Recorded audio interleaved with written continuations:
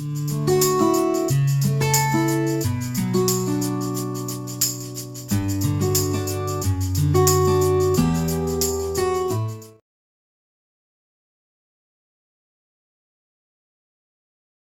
morning. Myself Sushma Bhushan, working as assistant professor in Department of Civil Engineering at Sasi Institute of Technology and Engineering, Tadepalligudem. Today in this session we are going to cover one of the most important building materials, that is bricks. So this is the picture of bricks, as you already know. So coming to bricks are foundational rectangular blocks. So if you consider bricks, they are rectangular blocks which are composed of clay, and by molding the clay, drying and burning, we'll be getting the final brick. So the main composition of brick is made up of clay only. So so if you take a standard size of the brick is 190 by 90 by 90 mm. So this is the picture of the brick. So lengthwise it is 190 mm, height or depth it is 90 mm, and width of the brick is 90 mm. Composition of brick is mainly composed of clay and silica. So these are the chemical ingredients of the brick. First one is alumina, silica, lime, iron oxide, magnesia. So coming to alumina, we are having 20 to 30% of alumina in brick, which gives plasticity and makes the clay easy to mold.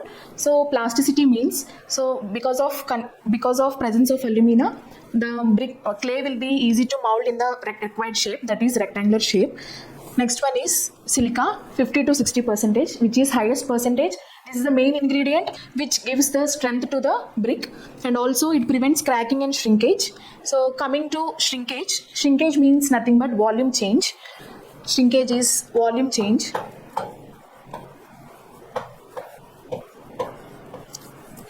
So when we dry the brick, the volume of the bricks get reduced. So at that time, the cracks are developed. So due to presence of silica, the development of cracks and shrinkage will be reduced.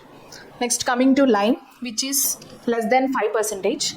It acts as the cementitious material.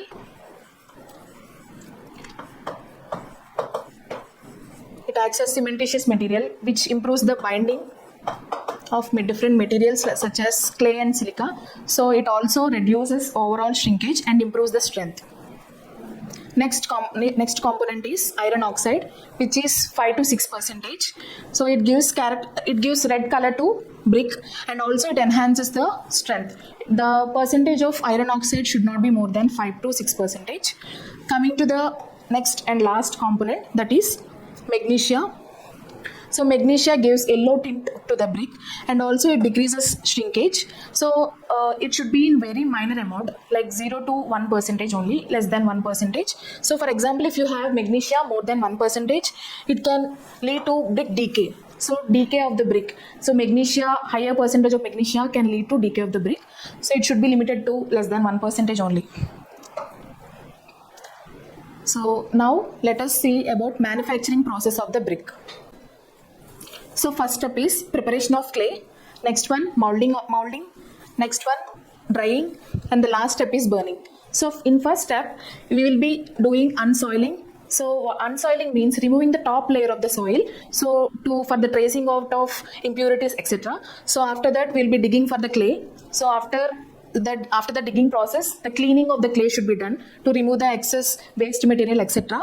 Next one, weathering and blending. So here we will be expose that clay to the atmosphere, and we'll be blending some materials extra. For example, if you need any extra component to be added to the brick, we have to blend here itself. So, and the last step in preparation of clay is tempering, means we have to add water to the clay. So this is the process, first step in the manufacturing process, that is preparation of clay. So second step in manufacturing process is molding. So after the clay is prepared, it should be placed into a mold. So generally we use rectangular blocks. So either manually by hand or by using any specialized machinery, we have to place the clay into the molds. So that process is called molding. Next one, drying. So after molding, we have to expose the bricks to the sunlight to remove excess moisture and prevent cracking. That process is called drying. And the final step is burning. So till here the brick will be prepared and it will be in shape. So to get the final strength, we have to burn the bricks in the kilns or clamps to achieve the final hardness, strength and durability. So this is the manufacturing process of the brick. Next one, burnt bricks. Burnt bricks are classified into 4 types. First one is first class bricks. They are table molded. So they are molded with utmost care. So they are with sharp edges, uniform copper colored. So they are molded with care. So they are in perfect shape also. So they are used for high quality works, superior quality works. Without any coating, without any plastering only, we can directly use those bricks. So coming to second class bricks, they are ground molded. So they are molded on the ground only, slightly irregular in shape, and they will be having some rough surfaces. They are suitable for internal walls and general constructions. So these are the bricks which we use for our constructions, like in the construction of our walls. Walls are they are not load bearing structures, they are just for partitions. So for the partitions we use mainly second class bricks. For superior quality works like outside exterior point of view, we will be using first class bricks. Coming to third class bricks, so they are pore shape and rough surface. So they are in pore shape. The shape of the brick should be rectangular with perfect edges, and the dimensions, standard dimension should be 19 by 9 by 9 centimeters. But coming to third class bricks, the shape might not be rectangular, and also the surfaces are not smooth. So they are primarily used for temporary structures in less rainfall areas. So they are used at less rainfall areas because the water absorption of the third class bricks is higher. So we cannot directly expose them to rainfall. So we have to use only at less rainfall areas only. So coming to fourth class bricks, they are overburnt bricks. So they are overburnt bricks. So in the previous slide, we have discussed the manufacturing of the brick. So coming to burning, it enhances the hardness, strength and durability of the brick. So it should not be overburnt, it should not be underburnt. It should be well burnt. The brick should be well burnt. But in the case of fourth class brick, the bricks are overburnt. We cannot use them for construction. So construction of walls, mainly we use bricks for construction of walls, right? So we cannot use them directly for construction of walls, but we can use them as aggregates in concrete foundation or road foundation. So we can use them as aggregates instead of using them as bricks. We can use them as aggregates. So these are the classification of burnt bricks. We have 4 classification. First class bricks are table molded and they are used for superior quality works. Second class bricks are ground molded and can be used only with the help of coat of plaster. We should coat the bricks with the plastering. Then only we can use the second class bricks. Coming to third class bricks, we have to use them at less rainfall areas because the water absorption is more. And coming to fourth class bricks, they can be used as aggregates only, not as bricks. So these are the qualities of a good brick. So as we have already discussed, the brick should have perfect edges and it should be well burnt. It should not be overburnt, it should be well burnt.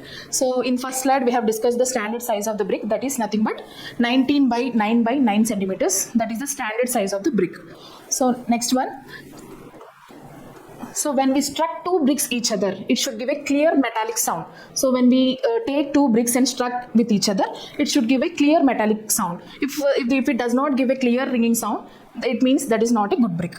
So coming to next one, it should be homogeneous and free from voids. So we are filling the mold with clay. So while filling the mold with clay, we should make sure there are no voids. Voids means open spaces or openings in the clay. It should be homogeneous and compact.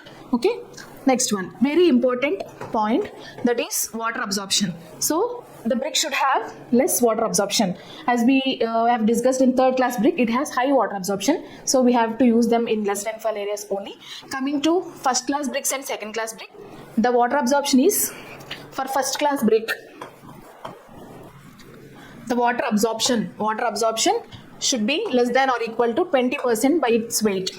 Okay, it should not exceed more than 20% of its weight. If you take second class brick, water absorption should be less than or equal to 22% by its weight.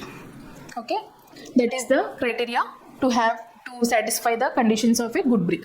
So coming to the hardness, the brick should be sufficiently hard So when we take the brick and scratch with our fingernail, the impression of our fingernail should not be present on the brick. That is the criteria. So it should be sufficiently hard. Not hard as stone, but it should be sufficiently hard. The criteria is when we scratch the brick, our nail impression should not be present on the brick. So coming to the weight, average weight of the brick is 3 to 3.5 kgs. And when we drop the brick from 1 meter height, so from 1 meter height, if you drop the brick, it should not break. Okay, obviously if you drop the brick from more than 1 meter height, it may break. Okay, it's not very hard as stone, but it's sufficiently hard. So the criteria is if we drop the brick from 1 meter height, it should not break. Next important property, that is it should have low thermal conductivity. So what is meant by thermal conductance? So it is the ability of the member to transfer the heat from one member to other. So here it should not have thermal conductivity. It should have very low thermal conductivity. For example, we are staying in a room which is enclosed with walls. The walls are obviously made with bricks. So if we are experiencing the sun or experiencing the temperature outside, by sitting inside, we are experiencing the outside sun. It is not a good property. So the brick should not allow the heat from outside to inside. It should have very low thermal conductivity. And it should be soundproof. Okay, if I am talking in this class and the other section students should not hear our voice, or it will create a disturbance, right? So it should be soundproof. The brick should be soundproof. And coming to next property, no salt deposits after immersion and drying. That is called efflorescence. Efflorescence. There is a property called efflorescence. So when we take the brick and soak it for 24 hours and dry it, so there should not be any salt present on the brick. So any white deposit should not be present on the brick. Next one, and very important one, that is crushing strength not below. So crushing strength of the brick is not below 55 kg per centimeter square. So the strength of the brick should not be less than 55 kg per centimeter square. So these are the qualities of a good brick. So let us summarize this. So it should be well burnt and perfect edges with standard size. And when we struck two bricks each other, it should give a clear metallic sound, and it should be homogeneous. Water absorption should be limited to 20% for first class bricks and 22% for second class brick. It should be sufficiently hard. When we scratch the brick with our fingernail, no nail impression should be present on the brick. Average size is 3 to 3.5 kgs, and it should not break when we drop from 1 meter height. Low thermal conductivity, soundproof, and crushing strength not below 55 kg per centimeter square. So coming to uses of bricks in construction. First one is the major thing, we already know this application, that is structural walls. Mainly we will be using for walls only, bricks. So which type of bricks we will be using for these walls? That is second class bricks. So coming to next application, it is used for pavements. Pavements means roads. Pavements are nothing but roads. So there is a special type of bricks called paving bricks. They can resist abrasion and ideal for walkways and roads. So what is meant by abrasion? Abrasion means rubbing action.